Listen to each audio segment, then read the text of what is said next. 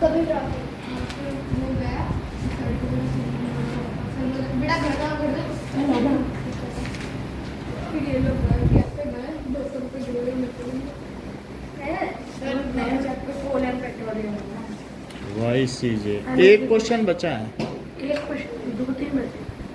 एक नहीं दो बचे। दो अच्छा तो उसी में हाँ चलो, ये तो ज्वाइन नहीं किया, करेगा तो एडमिट कर लेना, ठीक है।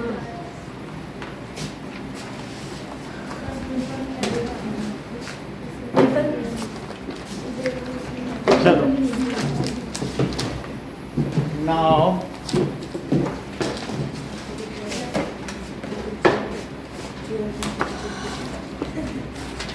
सर 2 बाकी है। ये कहाँ फुल इफेक्ट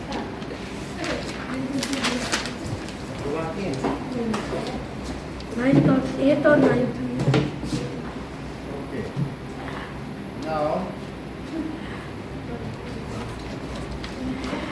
इस संडे को 10 यूजर्स आएंगे, जो भी आपको माइक्रो ऑर्गेनिज्म के यूजर्स बस बताएंगे। 10 ही आएंगे भाई 10 जो हैं हमने लिखाए थे। बाकी और आएंगे okay now next question,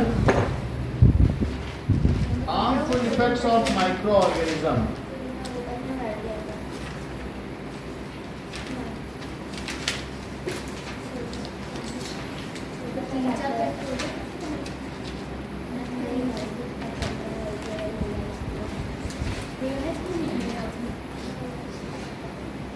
Solution of chapter microorganism friends और food। हेलो ज्वाइन करो बेटा,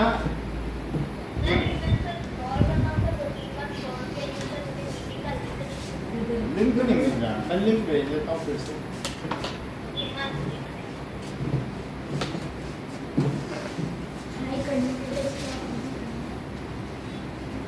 सर 2 मिनट सर बस हाय कर देंगे हाँ बहुत तो बढ़िया दोस्त है हमारा तो उसको तो लिंक ही नहीं मिला, वो हाय कैसे करेगा?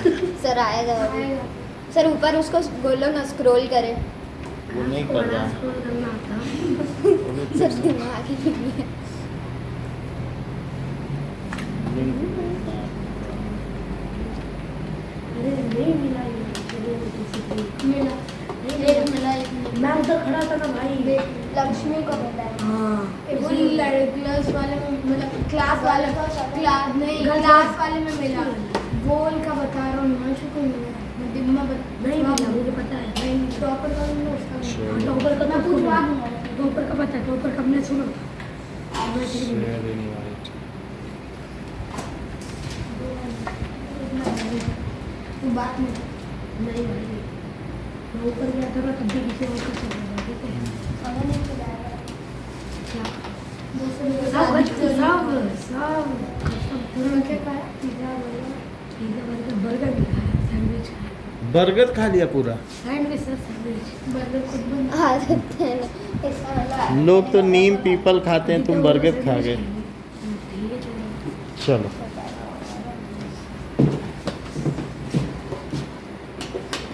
तब तक किधर ही जा रहे हैं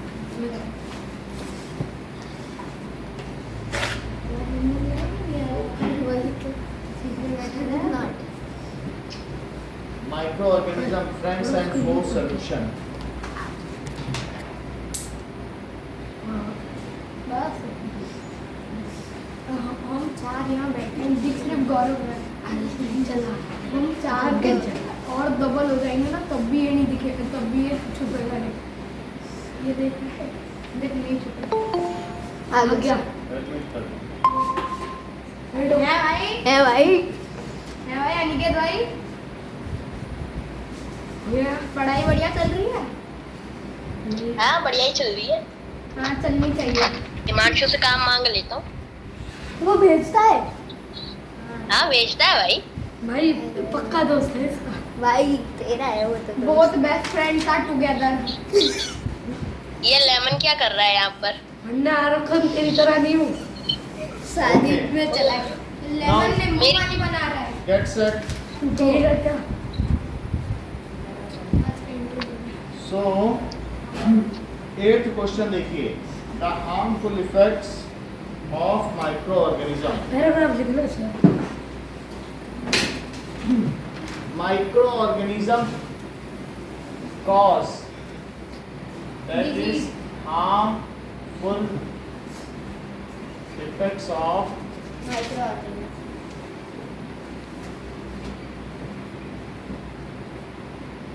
microorganism cause that is pathogens Yes, sir.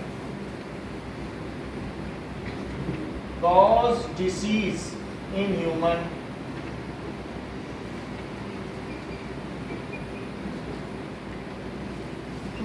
Points बहुत सारी डिसीज होती हैं तो ये हमारे अंदर डिसीज फैलाते हैं सर होते इसमें हैं। पैराग्राफ लिखा ना शॉर्ट पैराग्राफ। सो राइट ए शॉर्ट पैराग्राफ तो पैराग्राफ लिखना सो लाइक अब हम इसमें लिख सकते हैं कि बैक्टीरिया से कौन कौन सी डिसीज होती है बताइए ट्यूबरकुलोसिस और कोलेरा टाइफाइड और 4 होती हैं that is from bacteria sir, so 3 होती है। होती है ट्यूबरकुलोसिस कॉलेरा टाइफाइड Cause वो तो उसमें होती है virus. Tuberculosis cholera and typhoid जबकि हाँ लिख सकते हो वायरस कॉज वायरस से क्या क्या होगा चिकन पॉक्स मीजल्स कोविड-19 हाँ common cold influenza polio cold measles हाँ Common cold. मीजल्स, तो measles, measles chicken pox, chicken pox Covid influenza hepatitis, hepatitis, सही है हेपेटाइटिस ए इन्फ्लुएंजा हेपेटाइटिस है सर, बच गया। कोविड-19 यस हेपेटाइटिस भी है यस सर होगा तो hepatitis okay that is it is again from virus तो हेपेटाइटिस ए ये सब तो ऐसा हो गया क्या प्रोटोजोआ से भी कुछ डिसीज होती है Yes, sir. Malaria. Malaria, protozoa cause malaria बस ये सारी डिसीज हो जाती है ठीक है ओके और साथ में डाइसेंट्री तो गंदा पानी हम पीते हैं तो क्या उससे डाइसेंट्री लूज मोशन हो सकता है सर डाइसेंट्री आपने टेस्ट में दिया था फंगी से फंगी से भी हो सकती है वो फंगी ringworm, वो से ringworm। फंगी कॉज मैंने लिख लिया फंगी कॉज रिंगवॉर्म जो खाज खुजली हो जाती है उससे होती है ठीक है इसके अलावा ये सब है ये ह्यूमन की बात की गई है अब लिखो इन प्लांट्स में 3 डिसीज है rust of wheat, rust of wheat किसके द्वारा होती है बैक्टीरिया नहीं fungi. Fungi is caused by fungal, rust of wheat is caused by fungi and citrus canker bacteria caused by fungi sir rust of wheat तो वो तो fungi से हो गया और सिट्रस कैंकर किसके द्वारा होता है बैक्टीरिया बैक्टीरिया से तो सिट्रस कैंकर ये जो आपने देखा था नींबू मैंने लिखा था उसमें छोटे छोटे दाने आ गए थे इट इज कॉज्ड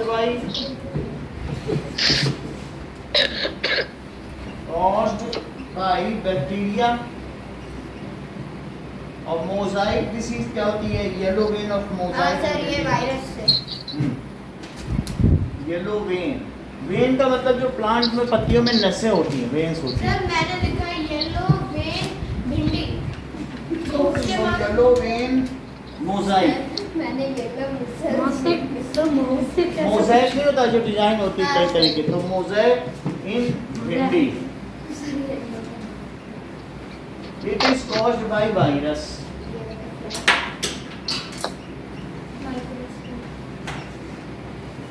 तो ये सारी डिसीज है अगला क्वेश्चन देखें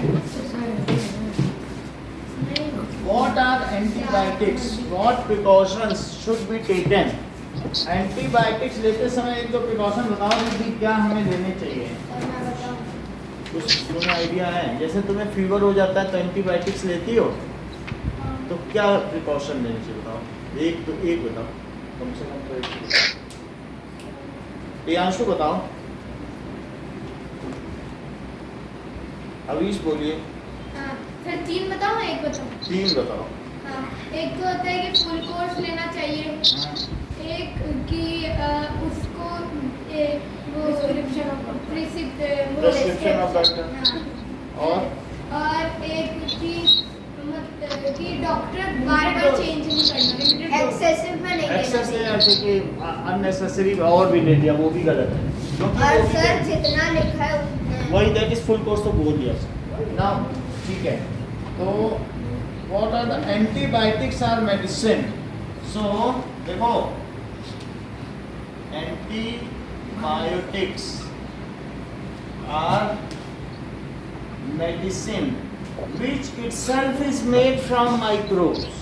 वो जो टेबलेट आप ले रहे हो ना, ये जैसे हमने बताया स्ट्रेप्टोमाइसिन या टेट्रासाइक्लिन या एरिथ्रोमाइसिन, ये जो भी चीज़ें हैं ये खुद ही बैक्टीरिया की टेबलेट है। सर ORS कैसे बनता है? ORS तो नमक चीनी का घोल है। So these are medicine which kill pathogens. ये क्या करती हैं? पैथोजन को मार देती है। Pathogens and self are made of, खुद किसकी बनी है? पैथोजेंस की नहीं बनी है, माइक्रोब्स, जो बेनिफिशियल माइक्रोब्स हैं, गुड माइक्रोब्स।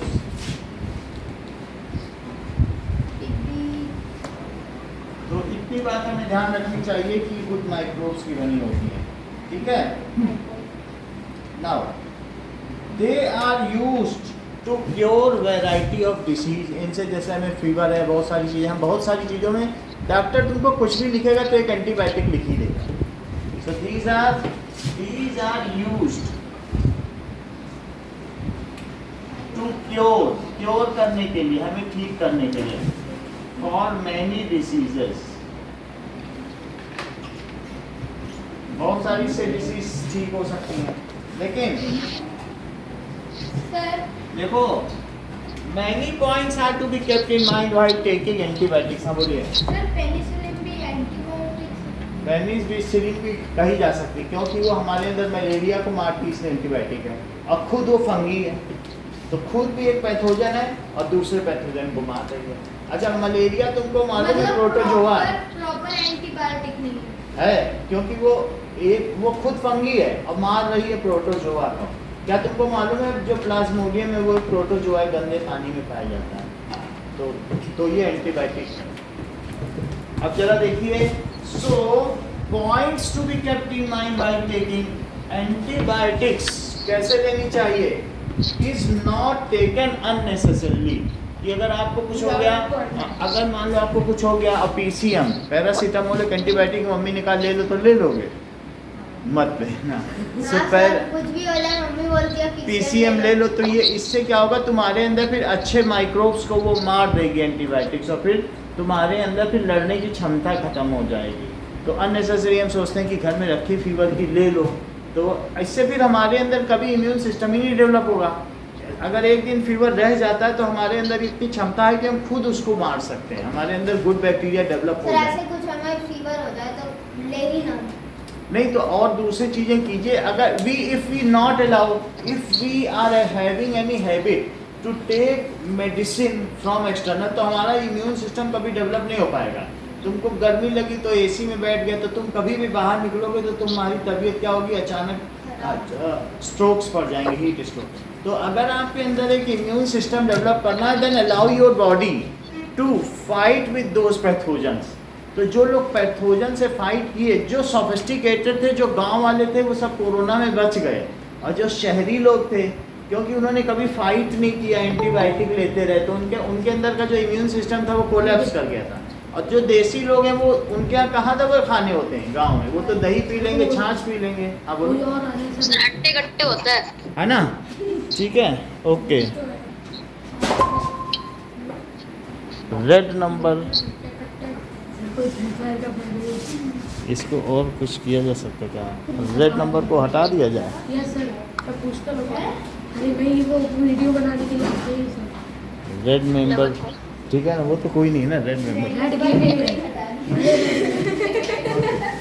अब देखो now these are used to, तो पहली चीज क्या बताई गई कि antibiotics are not to be taken unnecessarily. तो कुछ अगर एक दिन लेट हो जाए तो कोई दिक्कत नहीं, तुम्हारी बॉडी में इम्यून डेवलप हो।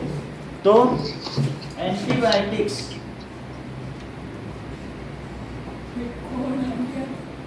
आर नॉट टेकन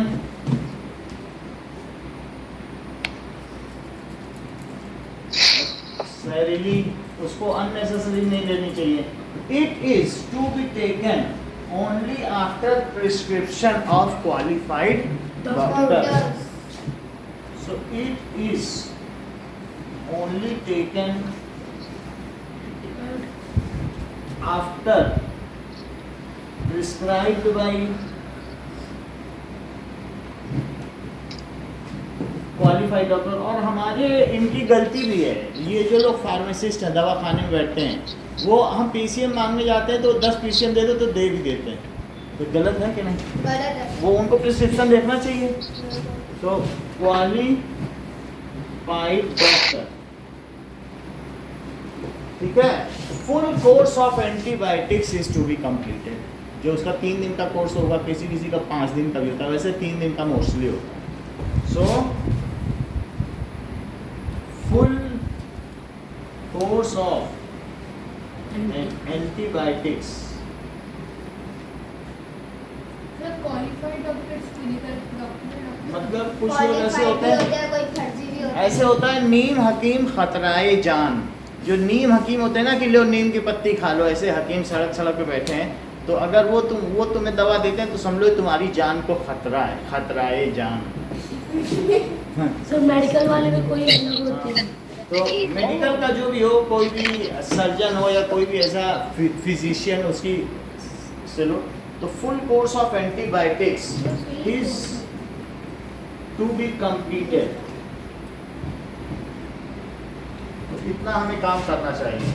अब जरा देखिए, now in case we are having viral disease, जो वायरस से होती है, क्या वायरस को कोई माइक्रोब मार सकता है? नहीं सर। वायरस मरते नहीं ना, क्योंकि वो न जिंदा है न मरे। वैक्सीन। तो वायरल फीवर है तो डॉक्टर कहेगा अरे इसको वायरल फीवर है, ये दवा देने के होते हैं, अपने आप ही ठीक होगा। तो बॉडी खुद ही अपने आप ऐसे हमारी बॉडी में एंटीबॉडीज जनरेट करेगी कि वो वायरल फीवर ठीक हो जाएगा। तो वायरल तो उसको फीवर में कभी एंटीवायरस मार सकता है ना सर। लो। ये बहुत इंपॉर्टेंट है। क्यों? क्योंकि तुमने कभी देखा है कि एक साथ कई बार पूरे शहर में 50% लोग फीवर ही से ग्रसित होते हैं, तो वो वायरल फीवर है। जो बीमारी कम्युनिकेबल है, अचानक फैली तो समझो वायरस से फैल रही है, ऐसे में सजेशन दिया जाता है कि आपको कोई एंटीबायोटिक नहीं लेनी। So in case of viral disease you should not take any antibiotics. ये कोशिश हो, ये इंपॉर्टेंट पॉइंट है। In case of viral disease, जो वायरस से फैली, ठीक है, we should not take antibiotics. Riddhi 2 point बताओ। तुमको हमने ज्वाइन कर दिया ना ग्रुप में, अब 2 पॉइंट बताओ एंटीबायोटिक्स से।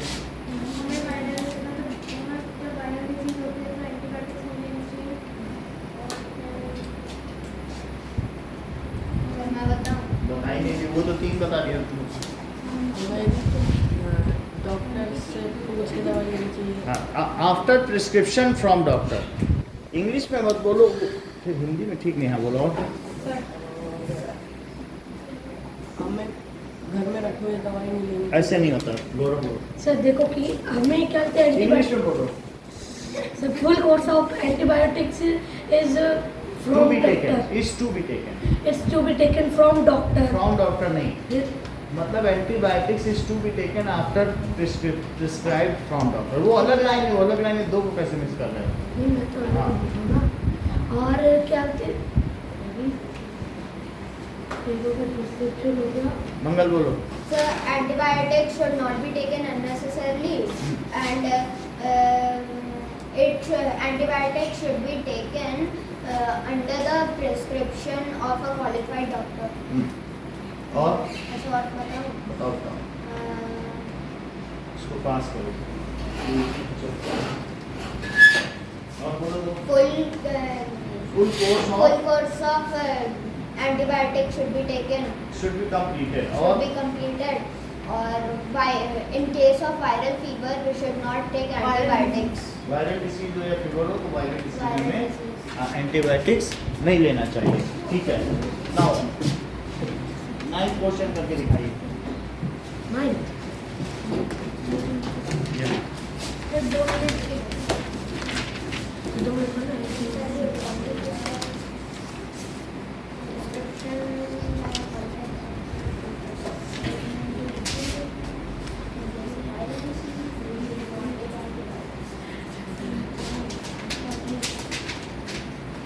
चालू करें। सिर्फ 9 क्वेश्चन करने, 8 नहीं करने। नहीं 8 कई बार हो चुका सर, है। इसमें 3 नहीं सर, ये नहीं है। ये नहीं है। कोल एंड पेट्रोलियम है। 5th chapter. Coal and petroleum. अच्छा, ये चौथा भी नहीं है। सर आपको बनाने को क्या है? Okay, coal and petroleum. बहुत चैप्टर बहुत इंटरेस्टिंग है।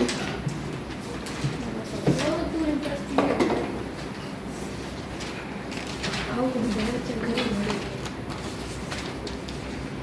See various material for our basic needs. Some of them are found in nature and some are made by human Human efforts. efforts. तो कुछ ऐसे होते हैं जो नेचुरल होते हैं, जो Yes, sir. नेचर से मिलते हैं, वो नेचुरल रिसोर्सेज होते हैं। The materials which are given us by nature and we utilize them for our needs are known as natural resources. Natural resources क्या होते हैं बताइए? The natural resources, प्राकृतिक संसाधन, the material which are found in nature,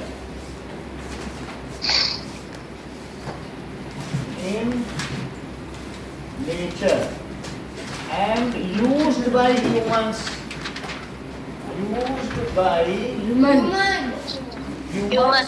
to fulfill their need.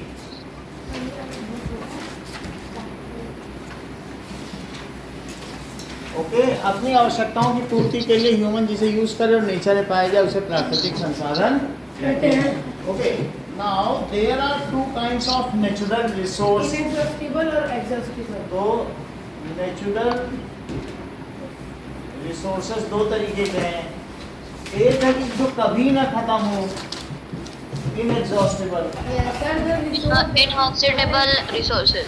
resource that is present in unlimited quantity and can be exhausted by human. And can never be exhaust. So जैसे अगर मैं इसका example कहूँ तो इसमें sunlight आता है natural resource में, फॉसिल फ्यूल भी आता है, फॉसिल फ्यूल आ जाएगा। और क्या इसके अलावा फॉरेस्ट भी आ जाएंगे, रिवर, हाँ सर। Yes sir. हाँ सर, forest type में।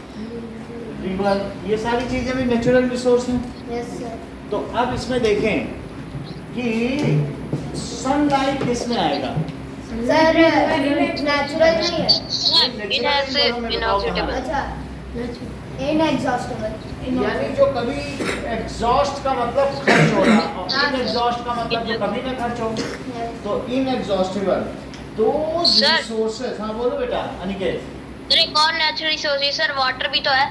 नहीं भाई। वाटर भी है, water is a natural resource. और ये वाटर बॉडीज है, रिवर कह रहे हैं तो वाटर बॉडीज है, water is the natural resource. Sir वो कह दिया था फिर वो। हाँ, बट वाटर बोल सकते हैं। Now those resources which are unlimited in quantity, which are in abundance, and at whatever level we consume them, it is never going to get expended. चाहे जिस लेवल पर तुम उसमें खर्च करो, तुम कितनी भी धूप लो, लेकिन सूरज की धूप कभी खत्म नहीं होने वाली। हाँ, so the resources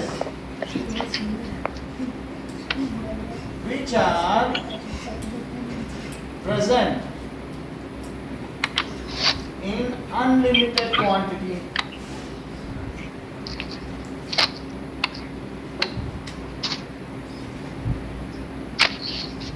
ठीक है, and is not likely to get exhausted, and is not likely to get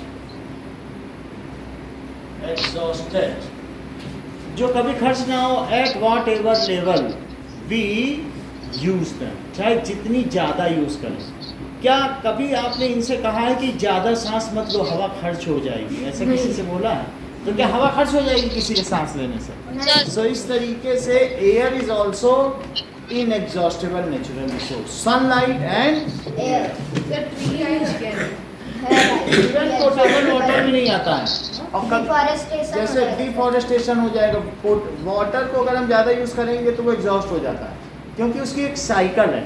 हम कुछ लोगों को पानी नहीं मिल रहा है, स्विमिंग पूल में लोग पीने वाले पानी से नहाएं तो उससे क्या होगा, कईयों को नहीं मिलेगा आगे चलकर। तो ऐसे में वो तो एक नेचुरल साइकिल है, फिर जब अगला बारिश हो तब तक 6 महीने इंतजार करो, तो फिर तो एग्जॉस्ट हो गया ना। लेकिन सनलाइट के केस में और एयर के केस में ऐसा नहीं है, कभी भी एग्जॉस्ट नहीं होती। तो सनलाइट और सर वो फॉरेस्ट में अगर मान लीजिए सर, हाँ, अगर आपने बोला ये एग्जॉस्टेबल सर, उसमें प्रॉपर जो ड्रिंकिंग वाटर लिखेंगे तब एग्जॉस्टेबल सर, है उससे ना, पहले क्या लिखा वाटर है? लिखेंगे तब नहीं है। वो क्या लिखा तो है? वॉट मान लीजिए हमारे पास वाटर है, तो जब हम नेचुरल रिसोर्स की बात कर रहे हैं, so mostly we are talking about drinking water. Otherwise जो सी वाटर है उसमें हम ट्रांसपोर्ट के पर्पज़ के लिए यूज़ कर रहे हैं।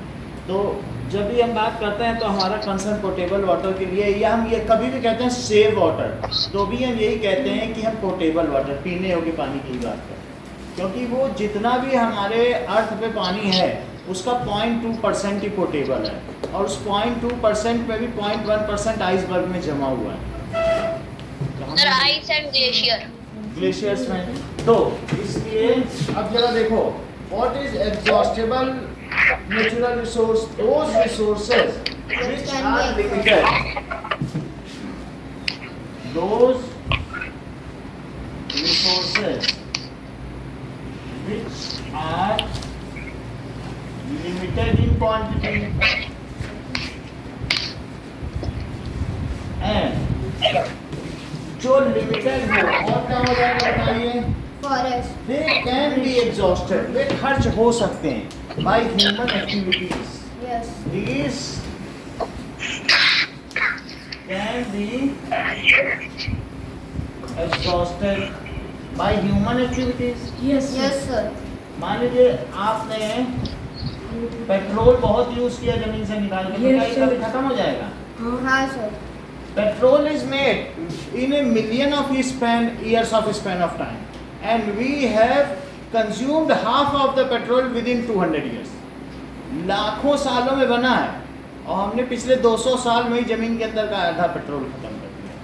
आधा तो अभी आधा 200 बचा हुआ साल और है, चालीस 200 साल नहीं चलेगा। अब हमने इतना और ट्रांसपोर्टेशन कर दिया कि अब वो 50 सालों में खर्च होने वाला है। पिछले 200 सालों में सर तभी तो इलेक्ट्रिक आ नहीं भाई 50 साल में थोड़ी। सर 50 सर साल- गाड़ियां ही ऐसी करती सर, मतलब पेट्रोल का 50 इतना साल के ज्यादा बाद यूज नहीं हुआ। रहेगा, तो हम उसे कितने भी कॉशियसली तो यूज करें वो खत्म हो electric- जाएगा। Then we have to go for some another energy source, फिर हम हाइड्रोजन का यूज करेंगे। हाइड्रोजन गैस वाटर से बनती है, तो वाटर से हाइड्रोजन गैस बनती है, फिर हम उसका यूज करेंगे, वो भी एक फ्यूल है। हाइड्रोजन गैस भी होती है। हाइड्रोजन गैस भी होती है, और वो क्या है बताइए? That is a kind of fuel, उसमें आग लग जाती है, ठीक है? तो दैट इज अगेन, अभी मैं करके दिखाऊंगा हाइड्रोजन गैस से फ्यूल बना। चलो पेट्रोल में भी तो आग लगती ये है। देखिए, तो इसका एग्जांपल क्या है बताइए? जैसे फॉरेस्ट, एग्जांपल क्या है? फॉरेस्ट ट्रीज फॉरेस्ट है, वाइल्ड लाइफ है। वाइल्ड लाइफ तो हम वाइल्ड लाइफ को अगर खत्म कर दें, फॉरेस्ट खत्म कर देंगे तो वाइल्ड लाइफ ही खत्म हो जाएगी। वही तो सर और वाइल्ड लाइफ खत्म हो जाएगी तो जो हमारी डाइवर्सिटी वो खत्म हो जाएगी। अगर ऐसी धरती किस काम की जिसमें ह्यूमन ही हो, तो अगर फिर सारे जानवर धीरे धीरे खत्म हो जाएंगे तो फिर इकोसिस्टम ही डैमेज हो जाएगा, हाँ सर क्योंकि इधर से एक खाएगा एक जानवर दूसरे पे इंटरडिपेंडेंट है। Yes. ऐसे हम ये नहीं कर सकते। Sir food chain sir break down हो जाएगी। हाँ, फूड चेन ही ब्रेक डाउन हो जाएगी, ये भी बात सही कह रहे हैं। तो ये सब है। और इसके अलावा कोल और पेट्रोलियम जिसके नाम पे चैप्टर बना है तो वो भी लिमिटेड है, एग्जॉस्टेबल है। कोल एंड पेट्रोलियम, तो कोल एंड पेट्रोलियम भी हो सकता है। मिनरल्स, जमीन में जो मिनरल्स पाए जाते हैं, कई बार आप माइनिंग करते हो तो लोहा निकलता है, एल्यूमिनियम निकलता है, वो सब है। ये फॉसिल फ्यूल्स हैं, ये अभी हम बताएंगे कैसे फॉसिल फ्यूल्स हैं। तो जमीन में जो डायनासोर दब गए उनको फॉसिल कहेंगे, उनके रिमेन्स को, डेड रिमेन्स को, और उन्हीं से तेल बन गया तो ये फॉसिल फ्यूल हो गया। मिनरल्स में सब आ जाएंगे, जो भी तुम्हारे मेटल्स एंड नॉन मेटल्स जमीन की माइनिंग से निकाले जाते हैं वो सब में। विटामिन ए भी तो उनमें बहुत ट्रेसेस में पाए जाएंगे। तुम जो खा रहे हो, जो मिनरल वाटर पी रहे हो, उसमें थोड़ा सा आयरन भी है, थोड़ा सा कॉपर भी है। लेकिन जब हम मेटल की बात करते हैं तो माइनिंग से जो निकलता है वो मिनरल्स हैं, उसी के थोड़े बहुत ट्रेसेस हमारी बॉडी को भी चाहिए। मिनरल तो और आ गई है, 118 है जो हमारे मेटल एंड नॉन मेटल है, वो सभी मिनरल्स हैं। समझ में आ गई बात की नहीं? जो टेबल है तो मिनरल की जब हम बात करते हैं तो कॉपर, आयरन, एल्यूमिनियम यही सब मेटल है, या कार्बन, यही सब तो है। गैलियम। ठीक है, तो मिनरल लिखना है, मिनरल्स हो गया। और क्या बताइए, नेचुरल गैस है, तुम समझते हो क्या है? क्या कभी तुमने नेचुरल गैस का नाम या इसका यूज सुना है? करेक्ट, जैसे इन्होंने बताया सीएनजी कोई नेचुरल गैस कहते हैं और इससे ऑटो चलते हैं, so that is natural gas. Natural gas का मतलब है compressed natural gas, that is CNG. Compressed sir LPG liquefied, नहीं सर, फुल फॉर्म नहीं, ये भी एग्जॉस्ट है।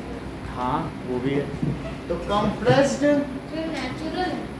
नेचुरल गैस अभी मैं बताऊंगा कि कैसे निकाली जाती है। कंप्रेस्ड नेचुरल गैस, जब भी कभी भी सी के अंदर एक पत्थर है तो उस पत्थर के नीचे एक बहुत बड़ा डायनासोर दब गया है। ये डायनासोर दब गया है, तो जब अब ये सड़ गया तो सड़ने के बाद जब यहाँ ड्रिलिंग करेंगे तो ड्रिलिंग करने के बाद भी सबसे पहले सीएनजी निकलेगी। तो सीएनजी का मतलब होता है मीथेन गैस। कौन सी गैस है? मीथेन। मीथेन गैस का क्या मतलब है? मीथेन गैस जहाँ पर सब्जी मंडी जाओ, जहाँ सब्जियाँ सड़ रही होंगी तुम्हारी एक स्मेल सी आती है, तो वो उस वजह से इसको मार्श गैस भी कहते हैं, क्योंकि दलदली जगहों पे यही गैस निकलती रहती है, वहाँ इसीलिए जंगलों में आग भी लग जाती है। तो ये गैस फ्लेमेबल है। तो ये जब हम इसको पहले फोड़ेंगे तो सबसे पहले क्या सीएनजी निकलेगी, CH4, तो दैट इज मीथेन। जैसे N2CO2 नाम सुना होगा, वैसे ही एक CH4 भी गैस है जो कार्बन और हाइड्रोजन से बनी है। किससे बनी है? एक कार्बन और 4 हाइड्रोजन से बनी है। तो ये जो गैस जमीन से निकलती है तो क्या ये नेचुरल गैस है? इसी को भर भर के पूरे भारत में भेजा जाता है, और सब सीएनजी जो हरे रंग की ऑटो है सब इसी से चल रही हैं।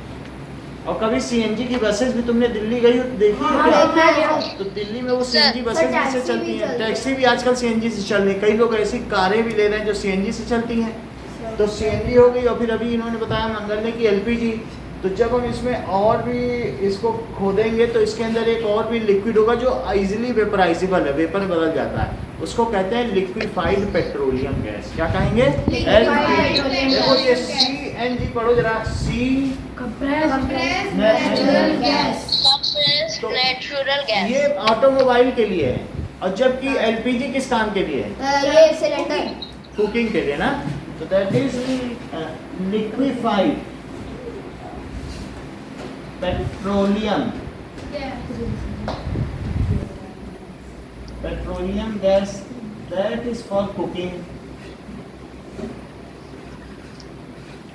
तो ये सारे हमारे inexhaustible and exhaustible natural resource हैं। अब आगे देखिए कि सबसे पहले हम बात करते हैं फॉसिल फ्यूल्स।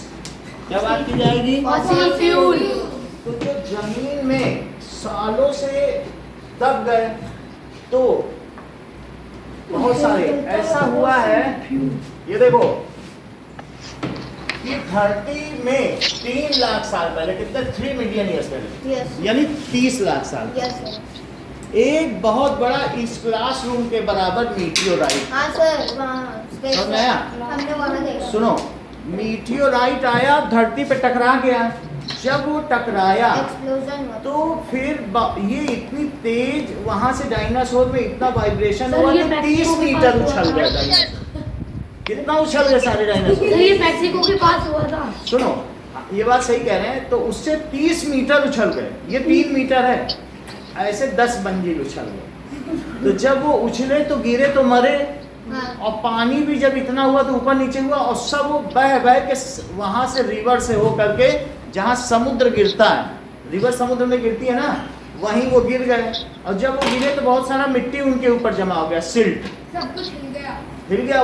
वो सारे डायनासोर बहुत बड़े बड़े थे, इस कमरे से बहुत ज्यादा बड़े। हाँ। तो अगर उनके ऊपर जो मिट्टी जमा हो गई, उस मिट्टी ने क्या पत्थर का रूप ले लिया हाँ, सर। थोड़े समय बाद। तो पत्थर का इंग्लिश नाम क्या होता है? रॉक। रॉक। Stone. रॉक को कहते हैं दैट इज पेट्रो। इसको क्या कहते हैं बोलो? पेट्रो। तो दैट इज पेट्रो। पेट्रो का क्या मतलब है? रॉक। Yes sir. और रॉक के अंदर ये जो डायनासोर है, क्या इनको बैक्टीरिया खा पाए कि नहीं खा पाए? खा पाएंगे? नहीं खा पाए, ऐसा? क्योंकि इसके अंदर सब ये बस तुरंत इनके ऊपर मिट्टी गिरी, और मिट्टी गिरने के बाद बैक्टीरिया भी जब किसी को खाते हैं तो उनको ऑक्सीजन चाहिए कि नहीं? वहाँ ऑक्सीजन थी नहीं, तो ये लोग अनडिकम्पोज्ड रह गए, और इनका शरीर तेल बन गया। इनका शरीर अंदर ही अंदर क्या हुआ, डिकम्पोज हो ही नहीं पाए। अगर डिकम्पोज हो गए तो सर बैक्टीरिया, वो तेल कैसे बन गया? मतलब जैसे हम लोगों की बॉडी सड़ती जाए, कभी तुमने देखा क्रूड ऑयल जो कहीं दुबई से या इराक से, ईरान से निकाला जाता है, तो जब वो जमीन से आता है ऐसे लगता है जैसे कोई जानवर मर गया हो। उसको क्रूड ऑयल, गाढ़ा काले रंग का तेल है, वो भी हम लोग देख लेंगे वीडियो में। तो काला काला होता है, इतना फ्यूम निकलता है जैसे लगता है अभी कोई मरा हो उसी का शरीर। तो डायनासोर मरे 3 मिलियन ईयर्स पहले। क्यों मरे? एक मीटियोराइट का अटैक हुआ अर्थ पर। तो अर्थ पे जब एक मीटियोराइट टकराया तो सारे डायनासोर कितना उछल गए होंगे बोलो? 30 मीटर। तो ये 30 मीटर उछल के गिर गए। फिर से उछल के जब गिरे तो मर ही गए, और सारे मर गए। फिर एक साथ रिवर के जरिए होते हुए, अगर वो अलग अलग गिरे होते तो तुम एक तेल का कुआं खोदते और 4 कढ़ाई तेल निकालता, फिर बंद कर देते, फिर कहीं खोदते। वो चूंकि हजारों की संख्या में एक ही जगह गिरे, इसीलिए वो तेल के कुएं में इतना तेल है। समझ आई बात कि नहीं? अगर अलग अलग मरे होते तब, इसलिए बहुत रेयरली जगह सर इसलिए दुबई में इतना तेल है। हाँ, और वही फिर गिरे दुबई थे। के पास ही। सर दुबई में ज्यादा गिरे थे सर। जहाँ पर भी ये गिरे, तो गिरने के बाद क्या हुआ कि ऐसा हो गया, और फिर वो कभी ऐसा जगह हो गया कि धरती में ऊपर नीचे होता रहता, वहाँ समुद्र सूख गया और वो रेतीली जमीन बन गई। अब वो लोग अपने आप खोदते हैं तो पाया जाता है। जमीन में टेक्टोनिक प्लेट्स हैं, 7 प्लेट्स हैं, जिनसे हम 7 कॉन्टिनेंट्स बने हुए हैं ना। पानी कैसा? हम्म, अभी उसमें क्या होता है तो कि दूसरों जो से टेक्टोनिक प्लेट्स ऊपर नीचे होती रहती हैं, और कई कॉन्टिनेंट मिल के भी बने हैं। मतलब क्या होता है, टूटते और जुड़ते रहते हैं। अगर तुम 7 कॉन्टिनेंट्स को एक पजल की तरह जोड़ना चाहो तो एक बहुत बड़ा गोंडवाना लैंड वो बन जाएगा। बेंजिया सर, बेंजिया। ये कौन सा बताया बेटा? सर, बेंजिया ना? बेंजिया। हाँ, बेंजिया बन जाएगा। अभी हम वो दिखाएंगे वीडियो। बेंजिया तो- हुई है, बेंजिया। बेंजिया। सो किस तरीके से भारत बना और कैसे बना, ये सारी चीजें हैं। लेकिन आप ये जानिए 3 मिलियन ईयर्स पहले एक मीटियोराइट ने अटैक किया, और फिर उसके बाद वो how the petrol is form. हम ये कहेंगे कि पेट्रोल कैसे बना, ये तो तुम्हें समझ में आ गया ना, डिकम्पोज। अब तुम समझो कोल कैसे बना। जब मीटियोराइट का अटैक हुआ तो जो बड़े बड़े माउंटेन थे वो सब भी हिल गए, बहुत आंधी चलने लगी, सब कुछ हुआ, एयर प्रेशर में भी डिस्टरबेंस हुआ। तो बड़े बड़े जंगल जो काफी घने थे वो मिट्टी में दब गए, और वो भी 3 मिलियन ईयर्स पहले हुआ। जंगल तो लकड़ी के अनडिकम्पोज होने से, उस पर हीट पड़ा, प्रेशर पड़ा, तो लकड़ी के अनडिकम्पोज होने से क्या बना बताओ? कोल। तो लकड़ी जब अनडिकम्पोज हुई और डायनासोर अनडिकम्पोज हुए तो क्या बना होगा बोलो? Fuel, fossil fuel. Fossil fuel. ठीक है, अब चलो देखो, तो लकड़ी डिकम्पोज हुई है तो ये कोल बना है। कोल भी है सर। ये देखो, दैट इज कोल। तो इसको आप तक उठा के देखो कितना हल्का ये कोल है। सर ये इससे तो जलाने का काम आता है हाँ, ना। ये तो लकड़ी को जला। लकड़ी जलाते हैं वही कोल हो गया। सर गाँव में काम आता है। जलाने के बाद जलाने के तो ये कोल हो गया। और ठीक है, और अब देखो, ये तो तुम्हें पता चल गया। अब कुछ बोल है, अब मेरा देखो, कोयला कहते हैं। जो जानवर धरती के अंदर चले जाए तो और बाद में उनका पता ना लगाया जा सके तो उनको कहते हैं फॉसिल्स। सर ये रियल है? ये सब रियल है।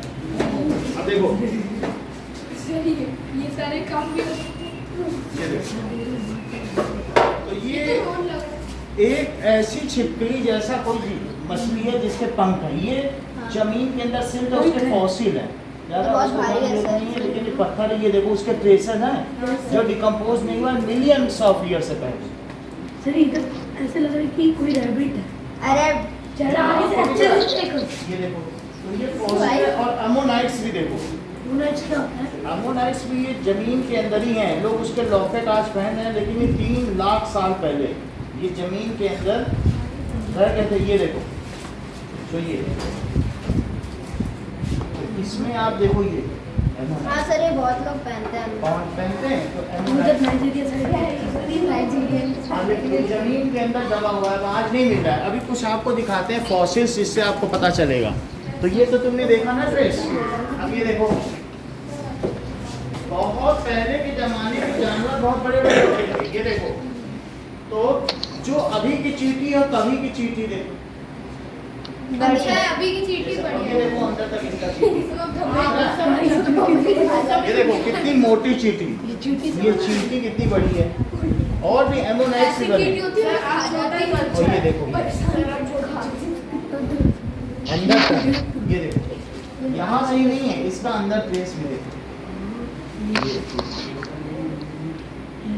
ये देखो अंदर भी चींटी है। हाँ सर। उसके पैर कितने लंबे हैं। स्पाइडर है ये सर। देखो, ये देखो कहाँ तक इसके पैर हैं। ये चींटी, इसमें एमोनाइट्स भी बने हुए हैं बहुत सारी। ये सब एमोनाइट्स में देखा है। तो फॉसिल का समझ में आ गया, जो जमीन में पत्थरों में दबा हुआ रह गया उसको क्या कहेंगे? बहुत सर। फॉसिल। ये देखो, इसका डंक भी तो पहले- अब देखिए इतनी बात समझ में आ गई आपको। Now let us see what is coal. Sorry हाँ, कोयला। सर एक बार सर वो सब आपके उसमें नहीं है, जब आएगा तो दिखाएंगे। सर ये रोल तो इतनी बात समझ में आ गई आपको। सर उसके अंदर डालने ऐसे देखने से कोई फायदा नहीं, वो स्टारफिश है। स्टारफिश है।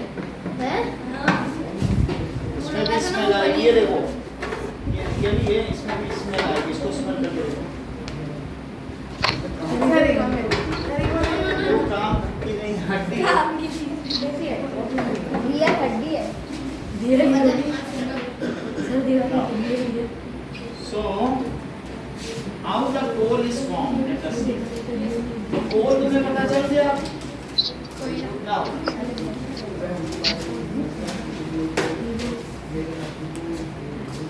दिव्यांशु समझ आई कि नहीं? कोल कैसे बना? लकड़ी के दबने से। जब लकड़ी अनडिकम्पोज रही, दैट इज कोल। अब देखिए, सो चारकोल और कोल एक ही होते हैं। कोल व्हाट, सबसे पहले देखो what does it mean by fossil fuels. और फॉसिल्स क्या होते हैं? देखो फॉसिल, ठीक है, dead remains of that is remotely existing organism. Remotely का बहुत पहले, रिमोट पास्ट में, अभी नहीं। एक होता है रिसेंट पास्ट, हाल फिलहाल का पहले, एक रिमोट पास्ट। एक रिमोट पार्ट। रिमोट पास्ट देखो, देखिए डेड रिमेन्स ऑफ, जो डेड जानवर है उनके रिमेन्स। रिमेन्स का मतलब उनके अवशेष। और फॉसिल का मतलब है जो जीवों के अंश होते हैं, जीवाश्म।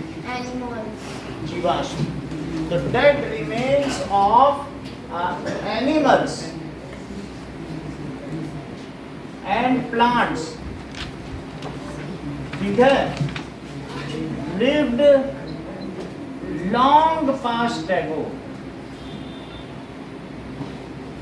जो बहुत पहले रहते थे, उनके जो डेड रिमेन्स हैं उनको क्या कहते हैं? fossils.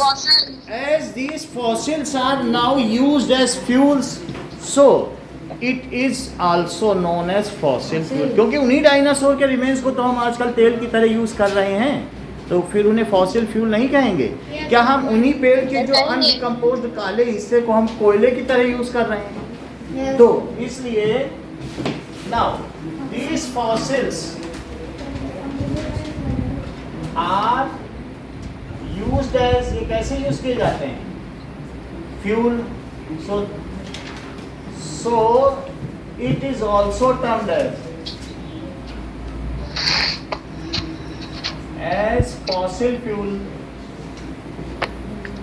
तो प्रियांशु मुझे कोई दो फॉसिल फ्यूल के नाम बताओ. पेट्रोल, हाँ, एलपीजी, सीएनजी और petrol, coal, LPG, CNG, CNG, coal, diesel, ठीक है, केरोसिन ऑयल,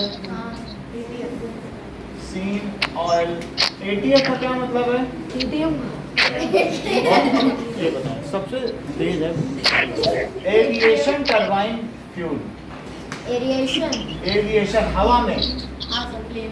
एविएशन का मतलब है उड्डयन, उड़ने के लिए, और टरबाइन उसके इंजन को चलाने के लिए. सर वो प्लेन नहीं होता है। तो टरबाइन फ्यूल, ये सभी किसमें आ जाएंगे? Fossils फॉसिल में। फ्यूल उसी से निकले हैं. वैसे तो क्रूड ऑयल ही है जो बदबूदार तेल है, उसी को फॉसिल कहते हैं. हाउएवर जब इसकी रिफाइनरी में, बड़ी बड़ी रिफाइनरी तुमने देखी होगी ना जब ट्रेन से जाते हो, स्मेल तो बढ़िया होती है. तो पेट्रोल की होती है, लेकिन क्रूड ऑयल से जब ये निकाल लिए जाते हैं तो सब उसी में अलग अलग कॉलम पे petrol, diesel, aviation turbine fuel, kerosene, ये सब मिल जाते हैं. और सबसे ऊपर सीएनजी, और जो सबसे लास्ट में बचता है उसको एस्फाल्ट कहते हैं, उनसे सड़क बना दी जाती है. अच्छा, इसलिए वो स्मेल थोड़ा वैसा. ठीक है. बिटुमिन, तो बिटुमिन जिनसे सड़क बनाई जाती है वो भी इसी फॉसिल फ्यूल में है. जो कई बार तुमने देखा है अंदर सुब्रतो पार्क में छत पे काले रंग का वो ढलाई में वो क्या रहता है जिससे वाटर प्रूफ छत हो जाए, तो बिटुमिन होता है. तो छत की वाटर प्रूफिंग के लिए भी बिटुमिन का इस्तेमाल किया जाता है. सर तो ब्लैक होता है तो Black उससे होता है. गर्मी तो. हाँ, वो तो बात है. तो अभी आपको ये पता चल गया, यस सर. लेकिन हमें तो कोल पता करना है. व्हाट इज कोल? हाँ. So what is coal? Let us see it.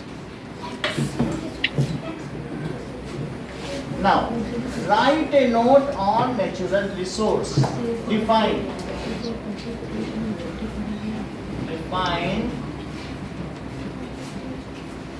Natural resource.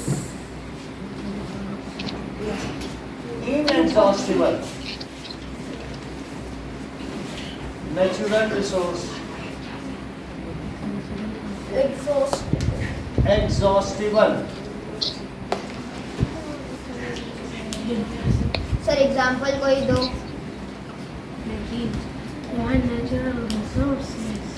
Sir दो और एग्जांपल fossil सेलेक्ट करें. fuel. फॉसिल. फॉसिल फ्यूल में ऊपर की डेफिनेशन लिखनी है. फॉसिल सर पूरा फॉसिल तो हटा देते हैं. हाँ? फिर ऐसे क्या लिखोगे? फिर फॉसिल फ्यूल कैसे लिखोगे? चलो, Dead remains of animals and ये plants these fossils are. Sir यहाँ से लिखते हैं fossils are used as fuel. नहीं, उससे तो डेफिनेशन बनी नहीं पाएगी.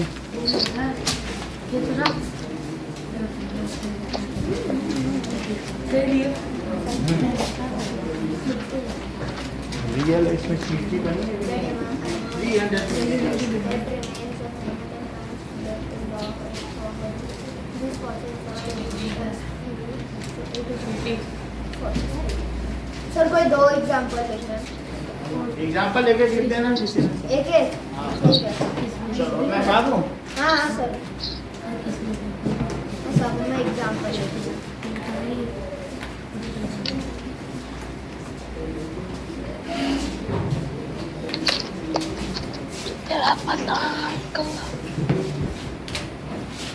Okay, thank you Aniket. Bye bye. Okay sir, thank you sir. Okay. Bye bye.